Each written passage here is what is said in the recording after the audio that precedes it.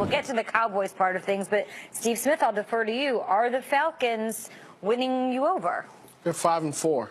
Okay. What are the Eagles? Minnesota, New Orleans, Carolina.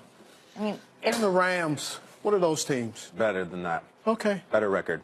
I disagree. I think that was the identity. That's what I thought we were getting. That was the identity. That was the first game they showed up defensively and had some turnovers. They dominated yesterday. They had an identity. This is what they needed to do. They didn't dominate. They played a guy who was sitting on the bench, and one guy exploited them. And they had to run, and now all of a sudden they're 4-4. Everyone was off the boat. Now they're 5-4. And guess what? They play the Seahawks on Monday night. If they win another one, now suddenly. Well, Chad Green is not playing with the Seahawks. Records aren't all that matters. Then you would have to say that the Patriots are better than the Chiefs because they have a better record. Listen, I'll take it deeper than the record. Oh, that's a nice one. I appreciate that. I'll take it deeper than the record. I'm looking at the relationship between the offensive coordinator and that offense. And that right there still is the biggest problem. Yeah, listen, Julio Jones, 6 catches for 57 yards.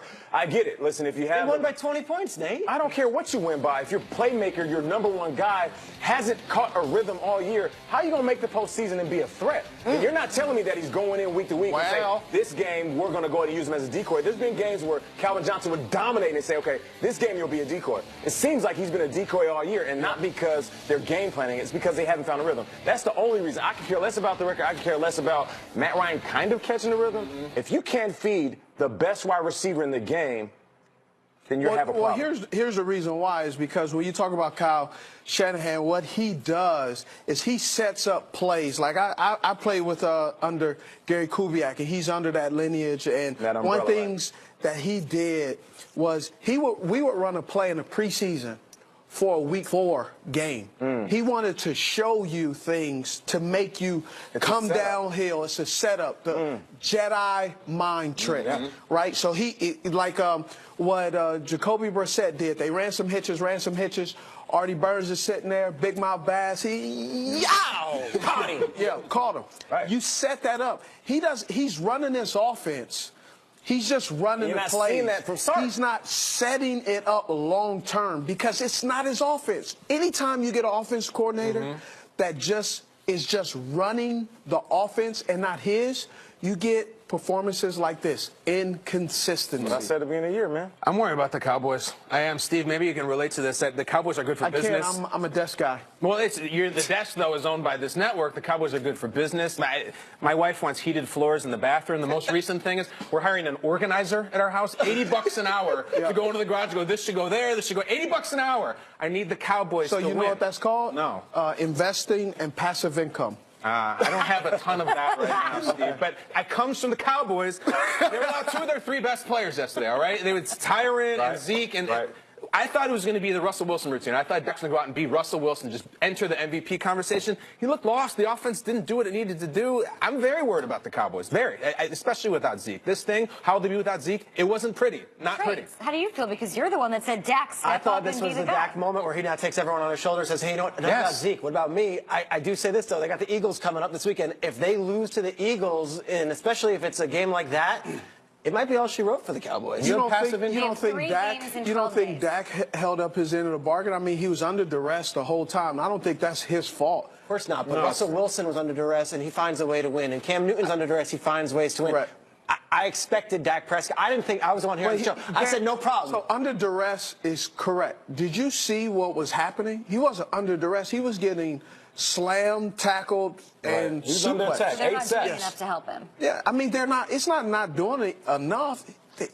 The left tackle wasn't blocking. He did watch out. Yeah. Here he comes. Okay, Steve, for Cowboys fans at home, why did they let that happen? He gets the 4 sacks. Why don't you put a running back over there, tight end over there? Why did they let that happen? It was insane. You know, different reasons, understanding what's in the scheme. They're supposed to slide. I didn't think Claiborne, I played against him. He's a good player.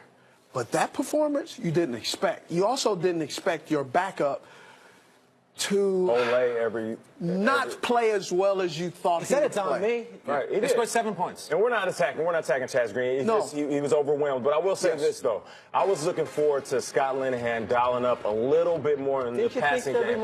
Because he was 20 for 30, which if you look at the numbers, that's not bad. But you lose 2 fumbles. And you get sacked 8 times, which means you're under duress and got hit more times.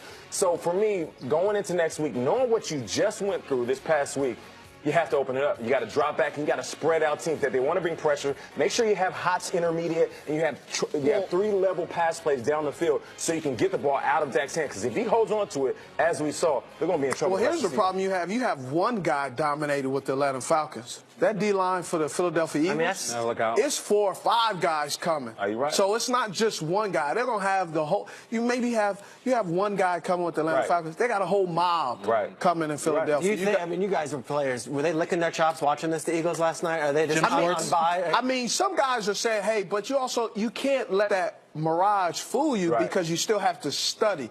You know they're going to game plan. They're going to have some sliding protection. On that play right there where you saw, they had a slide right, so it was isolation right there because they did not think Claiborne would have that kind of day, but they made no adjustments. Now, what happened on the defense, this defense is simple. They play a lot of simple coverages, cover 2, cover 6. But what happens when you have your quarterback, Sean Lee out, the guy who generally tells everybody how to line up, he's not there. They have to run a lot of man coverage. They're not a team that is as successful in man coverage compared to what they do in zone coverage. Versus zone coverage, they're a different team. They pin their ears back and they get after it. Man coverage, you saw they had some mistakes. Steve, I feel like what we're going to hear a lot this week is Dak Prescott had the opportunity to show, because I feel like the story people like to say, or the holes that to poke in his game is, oh, he has this, and he has a Zeke Elliott, he has an amazing offensive line, and we always had it with Marshawn Lynch. You have, or not Marshawn Lynch, Russell Wilson. You have Marshawn Lynch. You have an okay offensive line to start. Sometimes then you had this great defense to carry you. Take all that away, and who are you? Can you carry that like Atlas all by yourself? People are going to say this week, Dak Prescott isn't that guy. What do you think? I believe he is that guy. I think it used to be the Zeke Elliott and Dak, and now it's the Dak and Zeke show, because here's the thing. You got to also show me that you can put a line in front of him that can help him and make him feel comfortable. What's the hardest thing for the quarterback to do? Throw the ball on his back. When he could stand upright and sit there and make his reads. First read's not there, second, third, fourth. Hey, I can run or I can step back, go back to my first read and the scramble drill. Do what Aaron Rodgers does, is buy time with your legs. He wasn't able, he's a 5-step drop. He's getting tackled 3.5 steps into it, or 4.25 steps into a 5-step drop. And getting tackled and getting fumbled, and all of a sudden it's his fault. That's not his fault. He's still the real deal. Are they the real deal, though? They lose next week? Right now. Take it at face value. They also play 3 games in 12 days because we, of course, know the Cowboys will play on Thanksgiving. All right, each year, the NFL and its 32 teams come together to support the members of the military as part of the NFL Salute to Service initiative. This initiative honors